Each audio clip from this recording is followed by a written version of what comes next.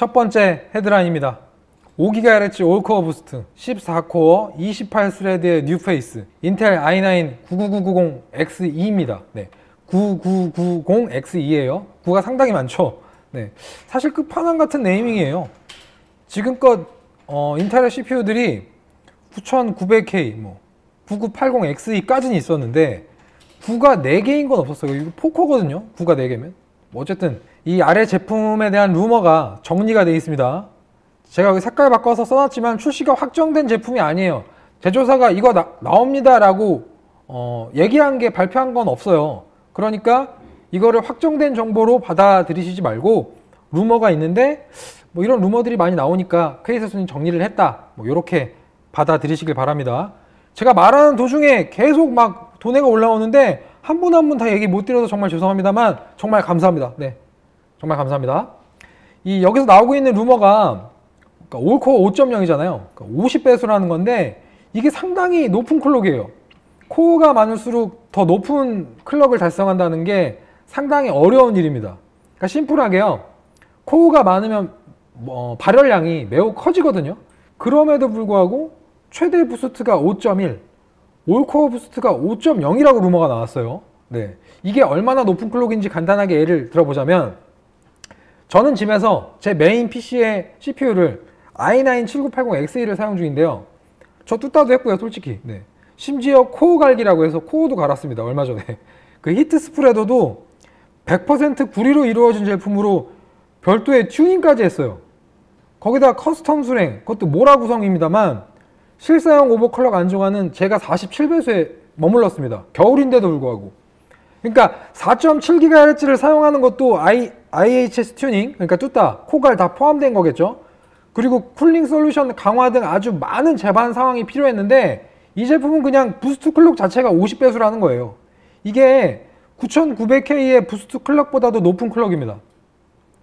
이게 높은 클럭을 달성한 배경이 있는데 일단 유출된 스펙표 한번 보시고요. 이 기존에 나와 있던 그 스카이레이크 X 리플래시 플랫폼이랑 제 끝에는 이 클럭이 얼마나 높은 건지 체감하시라고 9900K까지 넣었어요.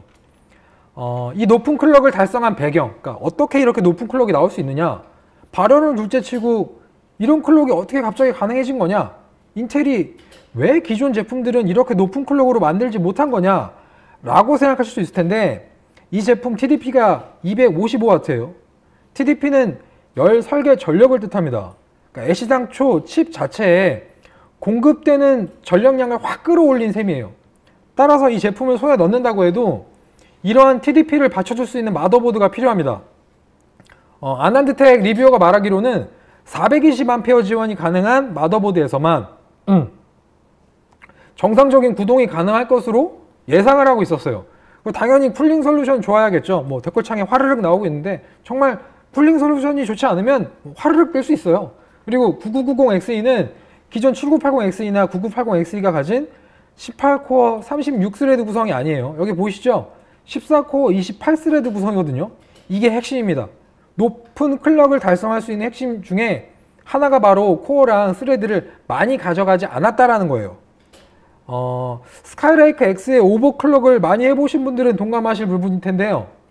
이 제품은 플로드시 가장 높은 온도를 보이는 코어가 항상 같습니다. 제가 직접 제 돈을 주고 7820X, 7900X, 7920X, 7980X2를 모두 구매를 해봤습니다. LCC 다이의 풀칩이랑 HCC 다이의 풀칩까지 LGA 2066 소켓에 있어서는 정말 다양하게 써봤어요, 제가. 그것도 제가 하나씩 산 게 아니라요. 일부 제품은 여러 개를 구매해서 비교를 했었습니다. 비드값 차이도 보고요. 순전히 제 개인적인 궁금함을 해결하기 위해서 어떤 그런 무모한 짓을 저질렀는데, 그리고 오버클럭을 해보면서 어떤 나름의 분석을 했었어요. 그리고 제가 공통적으로 알 수 있었던 사실은 같은 코어 개수를 가진 제품들은 플로드시, 가장 높은 발열을 보이는 플로드시, 가장 높은 온도를 보이는 코어가 항상 정해져 있다는 거였습니다. 반대로 가장 낮은 온도를 보이는 코어도 정해져 있어요. 코어에 번호가 있는데요. 높은 코어랑 낮은 코어가 정해져 있다는 겁니다. 이건 아마 설계 구조적인 특성일 거예요. 그래서 일부 마더보드 벤더사는 스페시픽 오버클럭이라고 별도의 오버클럭 메뉴를 추가하고 각 코어별 전압과 배수 조절을 할 수 있게끔 제품을 만들기도 했었습니다. 예를 들면 에이수스가 그런 메뉴를 신설하기도 했었어요. 결국 가장 높은 온도로 보이는 코어가 평균적인 전압보다 더 전압을 낮게 줘서 클럭을 낮추고, 반대로 가장 낮은 온도로 보이는 코어는 평균적인 전압보다 전압을 더 높게 줘서 클럭을 올리는 거죠. 발열이 낮으니까. 한마디로 코어별 오버클럭의 효율을 극대화하는 어떤 방법이었습니다. 일부 오버클럭커들은 이걸 변태 오버라는 용어로 지칭을 하면서 불러왔어요. 그러니까 일반적인 오버클럭보다 어렵고 좀 난해하지만 효율적이고 변태스럽기 때문에 뭐 그렇게 불려왔던 것 같아요. 근데 만약에 18코어 36스레드의 풀칩 다이를 가져와서 설계 구조적으로 가장 높은 온도를 보이는 4개의 코어를 임의로 비활성화 처리하고 발열을 약간 효율적으로 통제해서 더 높은 클럭을 가진 제품을 만들 수 있다면 어떻게 될까요? 네, 그게 바로 9990X2가 될 수 있겠죠. 네, 물론 이건 저의 그 어떤 킹리적 가심이에요.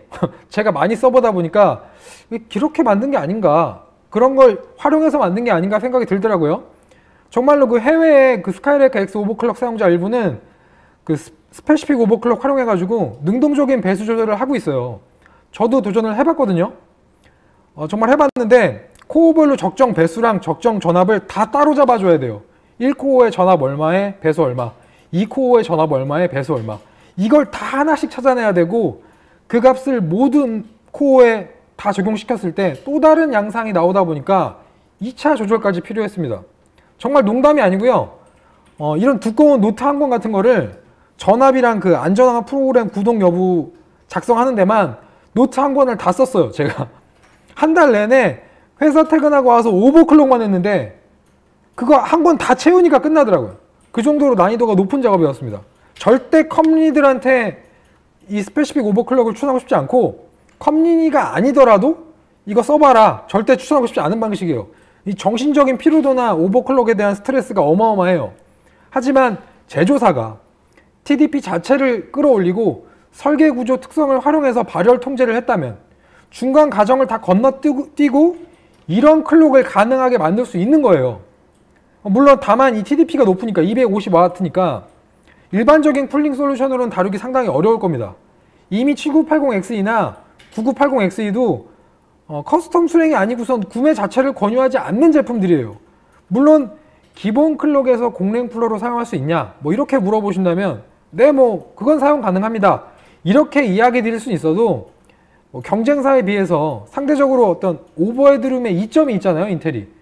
그런 이점을 모두 활용하기 위해선 커스텀 수랭이 필수적인 요소라고 볼 수 있거든요. 게다가 50배수, 이 5.1과 50배수, 이거 쓰려면 커스텀 수랭 중에서도 외장모래 아니고선 다루기가 어려울 게 자명한 그런 제품이에요. 그러니까 아마 이 제품이 스펙이 상당히 좋다 보니까 관심을 보이는 분들이 계실 텐데, CPU 값만 비싼 게 아니라 다른 환경까지도 다 구축이 돼야지만 제대로 쓸 수 있다라고 말씀드리고 싶어요. 자, 스펙시트 제가 아까부터 내려놨는데 잠깐 한번 짧게 정리를 해볼게요. 여러분 다 보셨겠지만 특이한 점이 있는 게, 아까 얘기 드린 대로 그 메인스트림의 최강자죠. 9900K보다 클럭이 더 높다라는 점, 그리고 L2와 L3 캐시는 동일한 코어 카운트를 가진 9940X랑 동일합니다. 그리고 인텔이 이 제품을 아난드텍 리뷰어랑 인터뷰를 했는데 이런 말을 했어요. 이 제품이 나온다고 말을 하는 건 아니고 그냥 이렇게 얘기를 했대요. 9990X2는 그러니까 이 제품, 루머의 제품은 금융 종사자들을 위해 고안이 되었다. 그러니까 시간이 돈인 그런 사람들 있죠. 그 고객의 요구사항에 의해 만들어졌다, 뭐 이렇게 얘기를 했다고 하는데, 사실 그 말이 크게 와닿진 않았어요. 그리고 이거는 일반적으로 대량 생산이 불가능합니다. 뽑기라는 용어 들어보신 분 계시죠? 뽑기. 네, 암암리에 그런 용어들 많이 쓰시잖아요. 네, 뽑기. 근데 해외에서 이거를 뽑기라고 안 하고요, 슈퍼 비닝 방식이라고 말해요. 실리콘 로터리, 슈퍼 비닝 방식. 쉽게 말하자면 그래픽 카드나 메모리 수율 핸드픽해서 한정판으로 내놓는 거랑 비슷합니다. 이 제품 자체가요. 따라서 매우 제한적인 소량의 칩만이 이 스펙을 달성할 수 있는 거고, 어떤 그 희소성 때문에 가치가 상당히 높을 거예요. 가격이 뭐 비쌀 수밖에 없겠죠. 가치가 비싸니까. 바로 이제 벤치마크 확인해 보도록 하겠습니다. 이게 푸겟 시스템이라는 곳에서 벤치마크를 한다고 해요. 뭐 물론 이 벤치마크가 오피셜로 나온 게 아니기 때문에 이거 액면 그대로 믿을 수 있냐? 뭐 이렇게 물어보신다면 글쎄요. 저도 확답 못할 것 같아요. 이 벤치마크가 진짜 실제로 벤치마크 한 건지에 대해서는 저도 장담은 할 수 없습니다. 어쨌든 나와 있으니까 참고해서 이 차트에 대한 내용으로 얘기를 드릴 거예요. 사실 이 푸겟 시스템의 원출처에는 이것보다 더 많은 테스트 그래프가 있었어요. 근데 상징적인 두 가지만 제가 가지고 왔습니다. 어도비 계열 소프트웨어로 테스트되었다고 보시면 되는데 첫 번째 포토샵이에요. 포토샵 다들 아시죠? 많이 쓰시잖아요. 보시면 최상단에 9900K가 위치하고 있어요. 네, 오차 범위 수준으로 거의 오차 범위 수준이에요. 이 정도 송차이면. 네. 9990XE가 바로 아래에 있고요. 이 그래프가 의미하는 건 한마디로 싱글코어의 성능 영역이 더 크다는 것을 어떤 그런 걸 대변하는 그래프예요. 보시면 이 그래프 아래에 보면 클럭이 낮으면 아래에 있고요. 당연히 클럭이 높으니까 위에 있는 거거든요. 포토샵은 결국 싱글코어의 성능 영역이 더 크다는 것을 대변하는 겁니다. 그러니까 실제로 포토샵에서요. 여러분들이 사진을 한 100개에서 200개를 한 번에 불러오죠. 그럼 그 사진들이 모두 뜨는 시간이 싱글코어의 클럭과 거의 비례해서 나타납니다. 대다수는 작업 환경이라는 단어를 두고 멀티코어의 성능이 100% 활용되는 영역이라고 생각을 하시는데 물론 작업에서 멀티코어가 더 중요한 건 맞아요. 근데 이런 데이터를 보면 싱글코어의 클럭 역시 작업에 미치는 영향력이 분명히 존재한다는 것을 알 수 있습니다. 네. 이미지를 불러오고 하는 것도 작업의 일부고요. 그 시간이 빨라진다는 것도 작업 시간 단축이라고 말할 수 있어요. 결국 코어만 많다고 모든 작업에서 유리한 것이 아니라는 방증과도 같습니다. 네.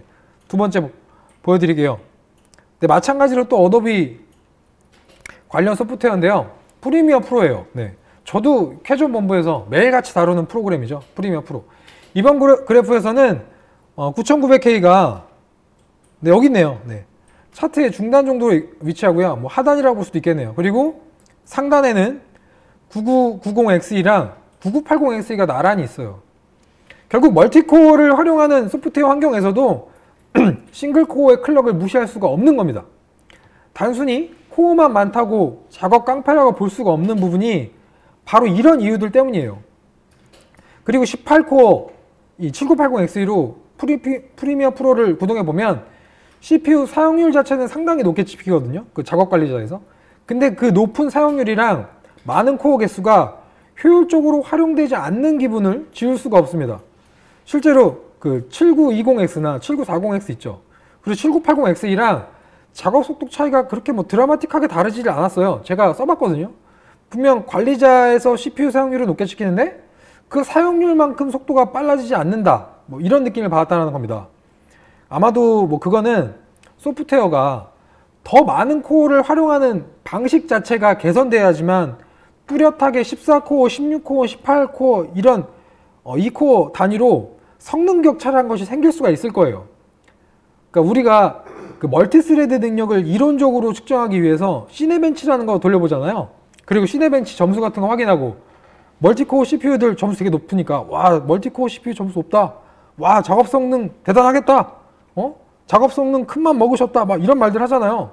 하지만 현실은 시네벤치 멀티스코어와는 전혀 동떨어져 있습니다. 이 그래프가 그런 걸 설명하는 거예요. 시네벤치 점수가 막연히 높은 게 더 좋았다면 9980X는 여기 있지 않아야 합니다. 네. 현실은 SMTU를 이론적으로 측정하기에 만들어진 어떤 보편화된 프로그래밍 게 시네벤치일 뿐이고 실제로 멀티코어를 활용하는 소프트웨어의 능력에서는 차이가 있습니다. 그리고 그 차이가 더 중요해요. 현재 시점에서 어도비 계열 소프트웨어를 활용하기 위해 멀티코어 CPU를 어떤 구매를 고려한다면 효율적인 마지노선은 이런 16코어나 18코어가 아니에요. 12코어나 14코어입니다. 그런 이야기예요. 그 위로는 성능 향상폭이 유의미하지 않고요. 발열을 억제하고 통제하는 것이 더 까다롭습니다. 그 퀘이사 전 CPU 시간에 제가 그리고 메모리 시간에도 한번 얘기를 했지만 넉넉하고 어떤 시스템의 여유로운 자원 이런 게 필요하다고 얘기 드렸거든요. 물론 뭐 넉넉한 시스템의 여유 자원이란 게 필요한 건 맞아요. 근데 100% 활용이 가능한데 여유롭게 남기는 거랑 100% 활용이 불가능한데 여유를 남기는 건 분명히 다릅니다. 이게 지금 이 그래프가 그런 걸 대변하는 거예요. 100% 활용이 불가능한데 여유를 남기는 게 얼마나 비효율적인 것인지. 한마디로 이건 CPU를 만든 인텔을 탓할 게 아닙니다. 소프트웨어의 어떤 서드파티의 최적화 같은 것들이 따라오는데 시간이 필요하고 물론 인텔이 그런 회사 쪽에 펀딩을 해서 더 많은 코어의 어떤 최적화를 빨리 해주세요. 요구할 수 있을 거예요. 펀딩이란 게 어떤 자금을 준다는 거겠지만 어쨌든 그런 일련의 활동을 인텔이 얼마나 적극적으로 하느냐에 따라서 또는 AMD가 얼마나 더 적극적으로 하느냐에 따라서 멀티코어 CPU의 활용력이 더 늘어날 겁니다. 지금은 사실 무작정 코어가 많다고 좋은 상황은 아니에요. 그걸 얘기 한번 드리고 싶었어요. 이 그래프를 보면서. 자, 결론입니다. 설명이 상당히 길었죠. 약간 지루하셨을 거예요. 오늘 약간 테크적인 이야기라서 뭐 9990X 살 수도 없는 건데 왜 저렇게 길게 얘기하는 거야? 이렇게 생각할 수 있는데 어쨌든 루머를 다루다 보니까 여러분들이 궁금해할 만한 것들을 제가 썰을 풀면서 시간이 조금 오버된 거 있습니다. 자, 결론입니다. 여기 제가 정리를 해놨는데 9990Xe에서 인상적인 게 두 가지가 있어요. 네, 매우 높은 부스트 클럭 그리고 싱글코어와 멀티코어용에서 골고루 좋은 성능을 보여줬다. 이게 인상적인 두 가지 점이고요. 다만 그 제품 판매가 뭐 경매로만 이루어진다고 하는데 좀 아쉬워요, 사실. 네. 뭐 여기 제가 써놨지만 자본주의의 얼매인 유니콘이라고 써놨지만 이 루머의 제품이 출시가 된다고 해도 국내 구입은 사실상 불가능에 가까울 겁니다. 경매에 뭐 어떻게 참여가 가능한 사항이 있다고 해도 경매를 하는 특수성 때문에 가격이 상당히 비쌀 수밖에 없을 거예요. 그리고 이 제품을 좀 뭐랄까 탐을 내셨던 분들이 있다면 소식을 듣고 이 아래에 제가 대안을 적어 두었어요. 네. 비슷한 싱글코어의 성능에 대한은 9900K가 있고요. 당연하게도 비슷한 멀티코어 성능에 대한은 9980Xe가 있습니다. 그리고 두 가지 영역 모두의 장점을 가진 유니콘, 그게 바로 9990Xe였던 거고요. 더 높은 멀티코어 성능에 대한이 W3175X라는 겁니다. 자, 제가 여기서 한 가지 예고를 해드릴게요. 인텔의 최초로 배수락을 해제했던 제온 있죠? W3175 방금 얘기한 거. 아마 저희가 벤치마크를 할 수도 있을 것 같습니다. 네, 할 수도 있을 것 같습니다. 확정은 아니고요. 시기는 말씀 못 드리고요. 어쨌든 저희가 이 제품을 입수하게 되면 발빠르게 여러분들께 이 성능 얼마나 대단한지 그 많은 코어랑 높은 클럭으로 어떤 점수가 나왔는지 한번 보여드릴 수 있는 시간을 마련해 보도록 할게요. 네, 거기까지만 언급하고 넘어가도록 하겠습니다. 네,